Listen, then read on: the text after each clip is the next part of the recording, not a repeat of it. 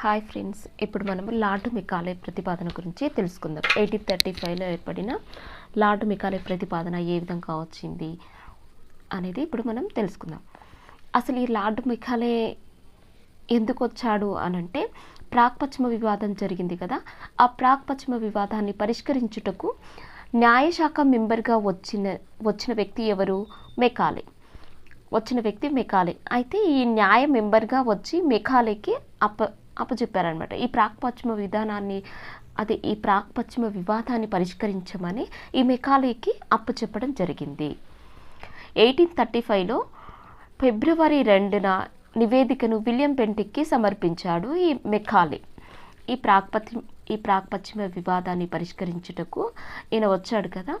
అయితే వీటిపైన అసలు ఏంటి కారణాలు ఇవన్నీ తెలుసుకొని ఈ నివేదికని ఎప్పుడు ఈ విలియం బెంటిక్కి సమర్పించాడు అంటే 1835లో ఫిబ్రవరి 2వ తేదీన సమర్పించడం జరిగిందనమాట. నెక్స్ట్ అసలు ఈ మెకాలే సిఫారసులు ఏంటి అనేది ఇప్పుడు మనము చూద్దాం. సాహిత్యం అనే అర్థానికి 1835లో 43వ నిబంధనలో ఇంగ్లీష్ సాహిత్యం అని అర్థం. ఈ 1835లో 43వ నిబంధన ప్రకారం అసలు సాహిత్యం అంటే అర్థం ఏంటంట, ఇంగ్లీష్ సాహిత్యమే సాహిత్యం, ఇక తెలుగు గిలుగు గట్ల అవన్నీ ఏం లేవు, ఇంగ్లీష్ సాహిత్యమే సాహిత్యం అని చెప్తున్నాడు ఈ మెకాలే.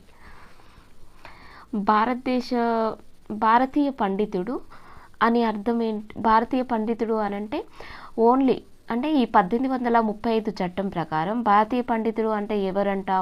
లాక్ తత్వశాస్త్రం, మిల్టన్ కవిత్వం తెలిసిన వాళ్ళే భారతీయ పండితులు. కానీ భారతీయులకు ఈ లాక్ తత్వశాస్త్రం, మిల్టన్ కవిత్వం తెలుస్తాయా? తెలియదు కదా. అంటే భారతీయులు పండితులు కాదు అని అర్థం. భారతీయ సాహిత్యం అంటే ఏంటి? యూరోపియన్ గ్రంథాలయంలో ఒక షెల్ఫ్కి కూడా ఈ పుస్తకాలు సరిపోవు. అంటే ఈ భారతదేశంలో ఉన్న సాహిత్యం అనేది మా యూరోప్లో ఉన్న గ్రంథాలయంలో ఉన్న ఒక షెల్ఫ్కి కూడా సరిపోవు. ఇది కూడా ఒక సాహిత్యమేనా అని మనల్ని ఆయన ఒక అవహేళన చేయడం జరిగిందనమాట. ఎంత వేస్ట్ ఫెలో చూడండి, మన దేశంకి వచ్చి మన వాళ్ళనే ఎంత విమర్శించాడు. నూతన వర్గంని తయారు చేయాలి. ఇంకా అదే కాకుండా ఈయన ఇదంతా కాదు, ఒక నూతన వర్గంని తయారు చేయాలి. ఆ నూతన వర్గం ఎవరంట? దుబాసీలు, గుమస్తాలు. దుబాసీలను తయారు చేయాలి, గుమస్తాలు. దుబాసీలు అంటే అర్థం తెలుసా? అంటే రక్తం, శరీరం అదంతా భారతీయుల్లాగా ఉండాలి, కానీ మైండ్ మాత్రం ఎట్లుండాలంటే ఆంగ్లేయుల్లాగా ఆలోచించాలి అని అనడం జరిగిందనమాట. అంటే ఈయన విద్యా విధానాలు, ఈయన చేసిన సిఫారసులన్నీ భారతీయులు శారీరకంగా రక్తంలో భారతీయులుగా ఉన్నా కూడా ఆలోచన మొత్తం ఆంగ్లేయుల కోసమే ఆలోచించే విధానంగా ఉండాలి, అలాంటి వ్యక్తులని తయారు చేయాలి అనేది ఈయన యొక్క ఉద్దేశం అనమాట. ఇంకేందంట, భారతీయులు గుమస్తాలుగా తయారు చేయడం. ఈయన తయారు చేసిన నూతన వర్గం ఏంటిదంటే ఇంకా గుమస్తాలను కూడా తయారు చేయడం అనేది ఈయన ఈ విధంగా మన భారతీయుల్ని తయారు చేయాలనుకున్నాడు అనమాట. 1813 నిబంధనలపై కొనసాగుతున్న వివాదాలకు తెరపడింది. మెకాలే ప్రతిపాదనలో పరిష్కరించాడు. ఈ 1813లో ఈ ప్రాక్ పశ్చిమ వివాదాలు వచ్చాయి కదా, ఈ వివాదాలకి తెరపడింది అనమాట. మెకాలే ప్రతిపాదనలో పరిష్కరించడం జరిగింది. ఈ ప్రతిపాదనలన్నింటినీ విలియం బెంటిక్ అంటే గవర్నర్ జనరల్ విలియం బెంటిక్ ఆమోదించాడు. ఈ మెకాలే ప్రతిపాదనలన్నింటినీ ఎవరు ఆమోదించడం జరిగింది? గవర్నర్ జనరల్ అయిన విలియం బెంటిక్ ఆమోదించడం జరిగింది. మెకాలే ప్రతిపాదనల ప్రభావం ఏ విధంగా ఉందంట ఇప్పుడు చూద్దాం మనం. మెకాలే ఈ తీర్మానం ప్రాముఖ్యతను చేస్తూ నవభారతం 1835లో జన్మించింది అని డబ్ల్యూఈ హాలండ్ చెప్పడం జరిగింది. ఈ మెకాలే తీర్మానాల ప్రాముఖ్యతనన్నిటిని చెబుతూ ఈ డబ్ల్యూఈ హాలండ్ ఏం చెప్తుండు? ఇంకా ఇది కొత్త భారతం, నవభారతం ఏర్పడింది 1835లో. ఈ మెకాలే తీర్మానాలతోనే నవభారతం అనేది ఏర్పడింది, కొత్తగా జన్మించిందని డబ్ల్యూ హాలండ్ చెప్పడం జరిగింది. 1835లో విలియం బెంటిక్ ఆంగ్ల భాషను ప్రవేశపెట్టాడు. 1835లో విలియం బెంటిక్ ఆంగ్ల భాషను ప్రవేశపెట్టాడు. అదేవిధంగా 1840లో బాలికా విద్యను ప్రోత్సహిస్తూ కలకత్తాలో బేథనీ పాఠశాల ప్రారంభించారు. 1840లో బాలికా విద్యను ప్రోత్సహిస్తూ ఎక్కడ పాఠశాలను ఏర్పాటు చేశారు? కలకత్తాలో బేథనీ పాఠశాలని ఏర్పాటు చేయడం జరిగింది.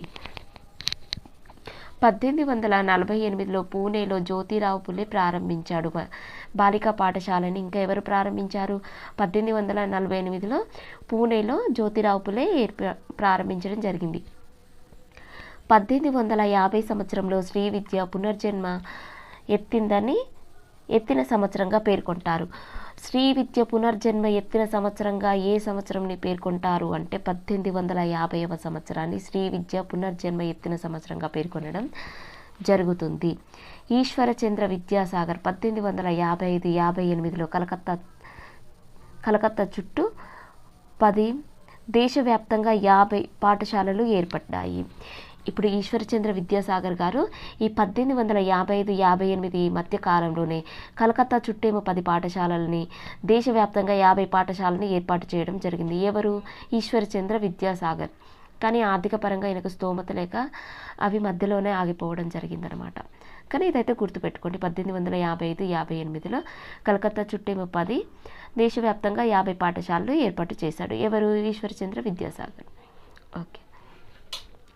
1874 కందుకూరి వీరేశలింగం ధవళేశ్వరంలో బాలికా పాఠశాలను ఏర్పాటు చేశాడు. ఇంకా కందుకూరి వీరేశలింగం ఏం చేశాడు? ధవళేశ్వరంలో బాలికా పాఠశాలని ఏర్పాటు చేయడం జరిగింది. ఏ సంవత్సరంలో? 1874 సంవత్సరంలో. 1844 అప్పటి గవర్నర్ జనరల్ అయిన హార్డింగ్ ఇంగ్లీష్ స్కూల్స్ అంటే ఈ హార్డింగ్ ఏం చెప్పిందంట 1844లో అప్పటి గవర్నర్ జనరల్, ఈ ఇంగ్లీష్ స్కూల్స్లలో అంటే ఇంగ్లీష్ విద్యా విధానాన్ని పొందిన వాళ్ళకే ఉద్యోగాలు ఇస్తాం, లేదంటే ఇయ్యము అనేసి చెప్పడం జరిగిందనమాట.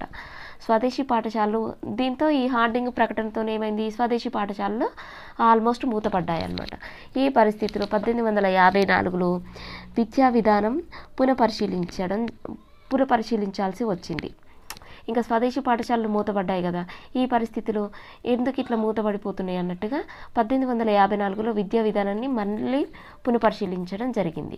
ఆ పునఃపరిశీలించిన తర్వాత వచ్చిన కమిషన్, ఈ పునఃపరిశీలన కోసం వచ్చిన కమిషనే వుడ్ తాకీద్ ఎప్పుడు వచ్చింది? 1854.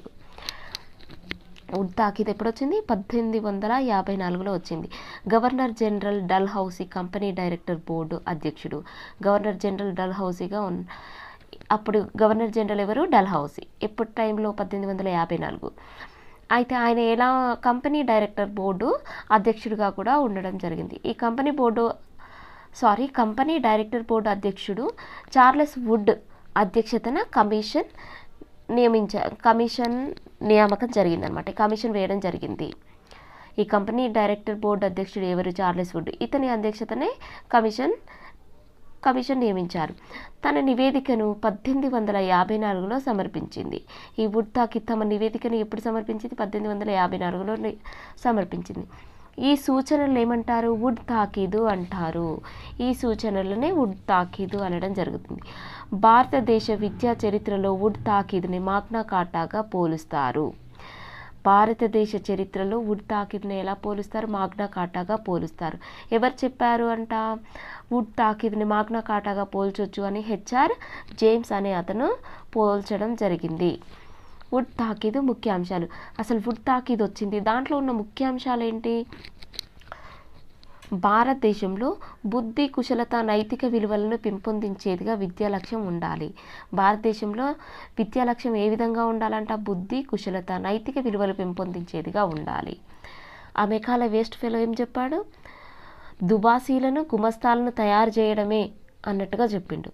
అది కాదు చేసేది, బుద్ధి, కుశలత, నైతిక విలువలను పెంపొందించే విద్యా లక్ష్యంతో ఉండాలి అని వుడ్ తాకీద్లో చెప్పడం జరిగింది. ఇంకా ఏం చెప్పాడు వుడ్? ఇంగ్లీష్ రాని వారికి మాతృభాష బోధన భాషగా ఉండాలి. ఇంగ్లీష్ రాని వారికి మాతృభాషలోనే బోధించాలి. భారతదేశంలో విద్యా వ్యాప్తికి బ్రిటిష్ ప్రభుత్వం బాధ్యతగా ఉండాలి. ఇంకా భారతదేశంలో విద్యా వ్యాప్తి కోసం బ్రిటిష్ ప్రభుత్వం, ఎందుకంటే బ్రిటిష్ పరిపాలన క్రిందనే ఉన్నాం కాబట్టి బ్రిటిష్ ప్రభుత్వమే బాధ్యత వహించాలి అని చెప్పడం జరిగింది వుడ్ గారు. ప్రతి రాష్ట్రంలో విద్యాశాఖలను ఏర్పాటు చేయాలి. ప్రతి రాష్ట్రంలో విద్యాశాఖలను ఏర్పాటు చేయాలి. ఇది గుర్తుపెట్టుకోండి ఫ్రెండ్స్, చాలా ఇంపార్టెంట్. ప్రతి రాష్ట్రంలో విద్యాశాఖల్ని ఏర్పాటు చేయాలని చెప్పిన మొట్టమొదటి వ్యక్తి వుడ్ వుడ్ తాకిద్లోనే చెప్పడం జరిగింది. ఈ చార్లెస్ వుడ్డే చెప్పడం జరిగిందనమాట. అధికారిక డైరెక్టర్ ఆఫ్ పబ్లిక్ ఇన్స్ట్రక్షన్ నియమించాలి. అధికారిగా అంటే ఈ ప్రతి రాష్ట్రంలో విద్యాశాఖలను ఏర్పాటు చేయాలన్నారు కదా, అయితే ఈ విద్యాశాఖలకు అధికారిగా డైరెక్టర్ ఆఫ్ పబ్లిక్ ఇన్స్ట్రక్షన్ నియమించాలి. ఇన్స్ట్రక్షన్ అధికారిని నియమించాలి.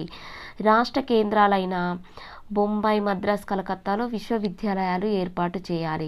ఈ రాష్ట్ర కేంద్రాలైన బొంబాయి, మద్రాస్, కలకత్తాలో విశ్వవిద్యాలయాన్ని ఏర్పాటు చేయాలి. విశ్వవిద్యాలయాల విధులు, కళాశాలలను అభివృద్ధి, సలహాలు, విద్యా ప్రమాణాలు కాపాడాలి. ఈ విశ్వవిద్యాలయాల విధులు ఏంటంటే కళాశాలల అభివృద్ధికి సలహాలు, విద్యా ప్రమాణాలు కాపాడాలి. అదేవిధంగా పరీక్షలను నిర్వహించి పట్టాలు కూడా ఇవ్వాలి. ప్రైవేట్ స్కూల్స్కి గ్రాంట్ ఇన్ ఎయిడ్ పద్ధతి ప్రవేశపెట్టాలి. ప్రైవేట్ స్కూల్స్ కోసము గ్రాంట్ ఇన్ ఎయిడ్ పద్ధతిని ప్రవేశపెట్టాలి. ఉపాధ్యాయ శిక్షణా సంస్థల్ని కూడా ఏర్పాటు చేయాలి. బాలబాలికల అవసరాలను బట్టి వృత్తి విద్యను ప్రోత్సహించాలి. ఉపాధ్యాయ శిక్షణా సంస్థను ఏర్పాటు చేయాలి. బాలబాలికల అవసరాలను బట్టి వృత్తి విద్యను కూడా ప్రోత్సహించాలి. ఇంకా ఏం చెప్పాడు? వుడ్ తాకిద్లోని ప్రాముఖ్యత ఏ విధంగా ఉంది? భారతదేశ విద్యా చరిత్రలో వుడ్ తాకిద్కు ప్రముఖ స్థానం ఉంది. మన భారతదేశ విద్యా చరిత్రలో వుడ్ తాకిద్కి ప్రముఖ స్థానం ఉంది. ప్రస్తుత దేశ విద్యా విధానానికి ప్రాతిపాదికగా ఉంది అన్నమాట ఈ వుడ్ తాకిద్ అనేది. ప్రస్తుత దేశ విద్యా విధానానికి ప్రాతిపాదికగా ఉంది. దీని ప్రాతిపాదిక ప్రకారమే మన ప్రస్తుత విద్యా విధానం ఉంది. చార్లెస్ వుడ్ను ఆధునిక విద్యా విధానానికి పితామహుడు అంటారు. చార్లెస్ వుడ్ని ఏమంటారు? ఆధునిక విద్యా విధానానికి పితామహుడు అంటారు. ఆధునిక విద్యా పితామహుడు వచ్చేసి చార్లెస్ వుడ్ వచ్చేసి ఆధునిక విద్యా విధానానికి పితామహుడు. దీనివల్ల అన్ని రాష్ట్రాలలో విద్యాశాఖలు ఏర్పడ్డాయి. అయితే భారతదేశ విద్యా చరిత్రలో వుడ్ తాకిద్ అనేది ప్రముఖ స్థానంలో ఉంది కదా, దీనివల్లనే ఈ వుడ్ తాకిద్ వల్లనే అన్ని రాష్ట్రాల్లో విద్యాశాఖలు కూడా ఏర్పడ్డాయి. విద్యాశాఖలు ఏర్పాటు చేసుకోవాలని చెప్పింది కదా, అట్లా అన్నమాట. ప్రభుత్వ మాధ్యమిక పాఠశాలలో 30,000 మంది విద్యార్థులకు విద్యను అందింపచేశారు. ప్రభుత్వ మాధ్యమిక పాఠశాలలో 30,000 మంది విద్యార్థులకి విద్యను అందించారు. ఈ నివేదిక ఫలితంగా 1857లో జనవరి 24న కలకత్తాలో, జూలై 18న మద్రాసులో, సెప్టెంబర్ 5న గుర్తుపెట్టుకోండి ఫ్రెండ్స్, జనవరి 24న కలకత్తాలో, జూలై 18న మద్రాసులో, సెప్టెంబర్ 5న బొంబాయిలో విశ్వవిద్యాలయాలు స్థాపించారు. ఈ వుడ్ తాకిద్ నివేదిక ప్రకారము 1857లో కలకత్తా, మద్రాస్, బొంబాయిలో విశ్వవిద్యాలయాలు స్థాపించారు. మద్రాస్ విశ్వవిద్యాలయానికి అనుబంధంగా 13 ప్రభుత్వ కళాశాలలు, మద్రాసు విశ్వవిద్యాలయానికి అనుబంధంగా 13 ప్రభుత్వ కళాశాలలు, సుమారు 2,000 మంది ఉన్నత విద్యను అందుకుంటున్నారు. సుమారు 2,000 మంది విద్యార్థులకి విద్యను అందించడం జరుగుతుందన్నమాట. 1871లో రాష్ట్ర విద్యాశాఖ ఏర్పడింది. రాష్ట్ర విద్యాశాఖ అనేది ఎప్పుడు ఏర్పడింది అంటే 1871లో ఏర్పడింది.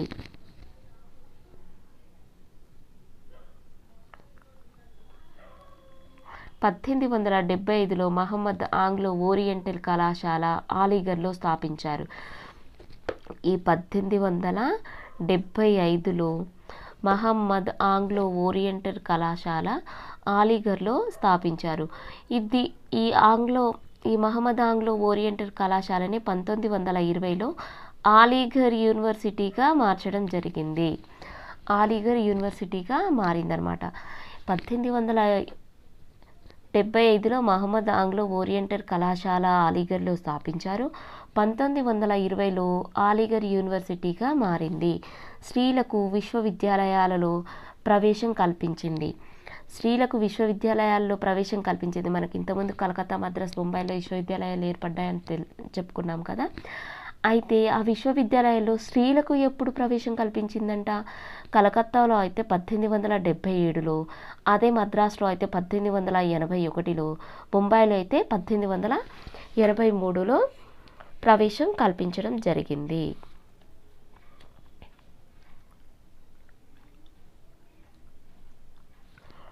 భారత తొలి పట్టభద్రురాలు చంద్రముఖి బాసు. రెండవ వారు కాదంబరి గంగూలీ. భారత తొలి పట్టభద్రురాలు వచ్చేసి చంద్రముఖి బాసు, కాదంబరి గంగూలీ. 1765, 1863లో విద్యకు కేటాయించిన గ్రాంట్లు సింహభాగం ఎక్కువగా కలకత్తా మదర్సాకి, కాశీ సంస్కృత కళాశాలకి కేటాయించడం జరిగింది. 1878లో general council of education in India లండన్లో ప్రారంభించారు. 1878లో general council of education in ఇండియాను లండన్లో ప్రారంభించారు. 1882లో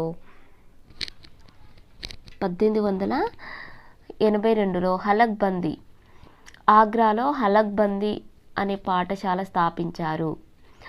1882లో ఆగ్రాలో హలక్బందీ అనే పాఠశాలని స్థాపించడం జరిగింది. 1882 ఇదే టైంలో మన దేశంలో 82,916 ప్రాథమిక పాఠశాలలు, 21 లక్షల విద్యార్థులు ఉన్నారు. 1882లో మన దేశంలో 1882 కల్లా మన దేశంలో అంటే ఇప్పుడు మనం ఈ వుడ్ తాకీదు వచ్చింది కదా, ఎప్పుడు వచ్చింది? 1854 కదా, 54లో, సారీ గుర్తులేదు అసలు. అంటే గుర్తుంది కానీ కన్ఫ్యూజ్ అయిపోయాను ఈ ఇయర్స్ అన్నీ వచ్చేసరికి నాకు. 1854లో ఏర్పడింది కదా ఈ వుడ్ తాకీదు నుంచి 1882 వరకు మన దేశంలో ఎన్ని ప్రాథమిక పాఠశాలలు ఏర్పడ్డాయంట? 82,916 పాఠశాలలు ఏర్పడితే అందులో 21 లక్షల విద్యార్థులు విద్య నేర్చుకోవడం జరుగుతుంది అని ఎవరు చెప్పారు మనకి? పిఎల్ రావత్ అన్నారనమాట. థామస్ మన్రో, బాలబాలికలు ఉదయం 6 గంటలకు వచ్చేవారు. మన హిందూ పాఠశాలలో థామస్ మన్రో ఏమన్నారు? బాలబాలికలు ఉదయం 6 గంటలకే వచ్చేవారు. పాఠశాలలకు లేటుగా వచ్చిన వారికి వ్యాయామ శిక్ష విధించేవారు. తఖ్తా అనే చెక్క పలక మీద రాసేవారు. కెప్టెన్ కెండీ పూనా సంస్కృత కళాశాల నిర్వహించబడింది. కెప్టెన్ కెండీ పూనాలో సంస్కృత కళాశాలను నిర్వహించబడింది. అదేవిధంగా జార్విన్ ఇది గుర్తుపెట్టుకోండి ఫ్రెండ్స్. జార్విన్ ఇంజనీరింగ్ పుస్తకాలని కొంకణ్ మరాఠీ భాషల్లోకి తర్జుమా చేశాడు. జార్విన్ ఏం చేశాడు? ఇంజనీరింగ్ పుస్తకాలని కొంకణ్ మరాఠీ భాషల్లోకి తర్జుమా చేయడం జరిగింది. కెప్టెన్ కెండీ వచ్చేసి పూనాలో సంస్కృత కళాశాలను నిర్వహించాడు. జార్విన్ ఇంజనీరింగ్ పుస్తకాలను కొంకణ్ మరాఠీ భాషల్లోకి తర్జుమా చేశాడు. ఓకే ఫ్రెండ్స్, ఇంతటితో మనకు వుడ్ తాకిద్ కంప్లీట్ అయిపోయింది. మనకు మెకాలేది కూడా కంప్లీట్ అయిపోయింది ఈ రెండిట్లలో. నెక్స్ట్ వచ్చేసి హంటర్ కమిషన్ మనం నెక్స్ట్ వీడియోలో చేసుకుందాం. Okay friends, thank you so much. Share and like చేయండి, షేర్ చేయండి, సబ్స్క్రైబ్ చేసుకోండి. నా వీడియోస్ కనుక నచ్చుంటే షేర్ చేయండి ఫ్రెండ్స్. నేను ఇలాంటి వీడియోస్ కంప్లీట్గా అన్ని వీడియోస్ చేస్తాను ఫ్రెండ్స్. నా ఎక్స్ప్లెనేషన్ ఎలా ఉందో కామెంట్ బాక్స్లో కామెంట్ చేయండి. ఇంకా ఎలాంటి వీడియోస్ కావాలి, నా ఎక్స్ప్లెనేషన్ ఏమైనా ఇంప్రూవ్ చేసుకోవాలా కొంచెం చెప్తూ ఉండండి ఫ్రెండ్స్. Thank you.